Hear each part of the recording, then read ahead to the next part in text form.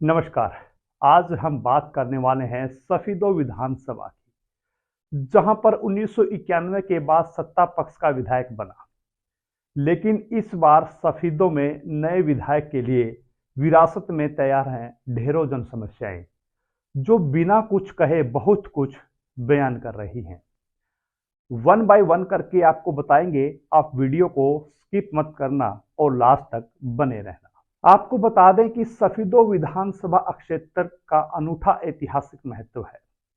सफीदो नगर की लोकेशन ऐसी है जो कि इसे पर्यटन स्थल के रूप में विकसित किया जा सकता है, लेकिन कभी सत्ताधारी लोगों ने इसकी तरफ ध्यान ही नहीं दिया, बल्कि इसके उलट कई बार सरकारी बजट में सेंध लगाकर इसके सौंदर्यीकरण की संभावनाओं की बलि दे दी गई।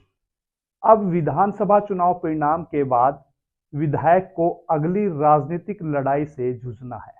फिर जैसा कि दस्तूर सा है, कुछ खास लोगों से घिरा रहेगा। चुनाव के नाम पर लोकतंत्र का जनाजा बने प्रचार अभियान के मूक दर्शक बने बुद्धिजीवी इस बार अनूठा माहौल देखकर हैरान हुए। कुछ अलग तरह के मतदाताओं ने उम्मीदवारों के पसीने छुड़ा दिए। देसी पीना और देसी परोसना सब स्टैंडर्ड सा हो गया था। जब अंतिम चुनावी सभा के बाद कुछ सेवादार गायब से हो गए, यह अलग बात है कि बहुत से लोगों ने महीने भर का स्टॉक पूरा कर लिया था। सफीदों की स्थिति यह है कि नए विधायक के तौर पर कुछ खास लोगों की भीड़ के साथ विरासत में ढेरों समस्याएं तैयार हैं। यहां बेरोजगारी की समस्या मिटाने के चुनावी वायदों का तो कहीं जिक्र भी नहीं हुआ।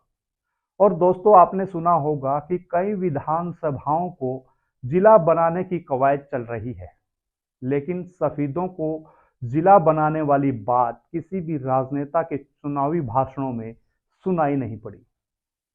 अब चुनाव के बाद लगता है कुछ समस्याएं हैं जो सफीदों में बदसूरत चली आ रही हैं। नया विधायक सुधार के प्रयास करे तो उसे इन समस्याओं से रूबरू होना पड़ेगा। जैसे सफीदों के सिविल अस्पताल परिसर में डॉक्टरों की भारी कमी है। यहाँ पर 12 पोस्ट हैं, लेकिन डॉक्टर सिर्फ नाम मात्र हैं। आपको बता दें कि ये अस्पताल रेफरल अस्पताल के नाम से जाना जाता है, क्योंकि यहाँ इलाज नहीं बल्कि दूसरे हॉस्पिटलों पर मरीजों को रेफर किया जाता है। मंचों पर लंबी चौड़ी डींग हाँकने वाले सत्ताधारी नेताओं ने इसके समाधान का प्रयास नहीं किया। यहाँ उपचार भी संतोषजनक नहीं और डॉक्टरों की कमी व प्रशिक्षण सुविधाओं की कमी हमेशा से खलती रही है। सफीदों के राजकीय नर्सिंग संस्थान की छात्राओं की समस्याओं का निदान करने कोई सत्ताधारी या अधिकारी आगे नहीं आया। देश के दूर दराज के इलाकों से भी यहाँ दाखिल छात्राएं अनेकों बार धरना दे चुकी हैं, सड़कों पर उतरकर प्रदर्शन कर चुकी हैं, लेकिन कोई लाभ नहीं मिला। हालांकि सफीदों के नवनिर्वाचित विधायक ने हरियाणा विधानसभा के पटल पर 2 बातें जरूर उठाई हैं, लेकिन उन दोनों मुद्दों पर अमल होगा ये बाद की बात है। वहीं सफीदों के पास के गांव खेड़ा खेमावती में गंदे पानी की निकासी नहीं है। वो सारा गंदा पानी सफीदों की नई अनाज मंडी की तरफ अग्रसर है, जिससे सफीदों जींद बाईपास पर आपको इसका ओवरफ्लो देखने को मिलेगा। लेकिन सवाल ये है कि जब तक कोई जानलेवा बीमारी नहीं फैल जाती, तब तक किसी को इसकी फिक्र नहीं है।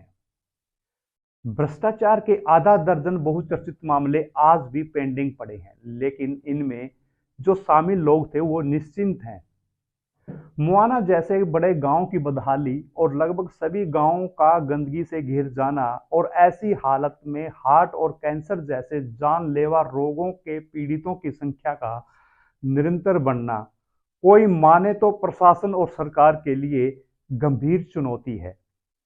हलके के अनेक गांवों में पीने की पानी की समस्या गंभीर बनी हुई है। क्षेत्र में ऐसी अनेक छोटी विकास परियोजनाएं हैं जो आज भी अधूरी पड़ी हैं, लेकिन उनका भुगतान कभी का हो चुका है। लेकिन इस स्थिति पर उच्च अधिकारियों का कोई ध्यान नहीं है। इस इलाके के लोग अब नवनिर्वाचित विधायक की तरफ देख रहे हैं कि नया विधायक इसी दस्तूर की धारा में बहेगा या कुछ नया करके दिखाने की कोशिश करेगा। आपको बता दें कि जींद पानीपत वाली सड़क जी का जंजाल बनी हुई है। आए दिन बड़े बड़े हादसे होते हैं और लोगों को अपनी जान गंवानी पड़ती है, लेकिन नई नवेली नायब सरकार और सफीदों के विधायक सफीदों को विकास के मामले में कितनी रफ्तार देते हैं, ये तो आने वाला वक्त बताएगा। तो कमेंट बॉक्स में अपनी राय जरूर देना। फिर मिलते हैं एक नई अपडेट के साथ, तब तक के लिए धन्यवाद। जय सफीदों।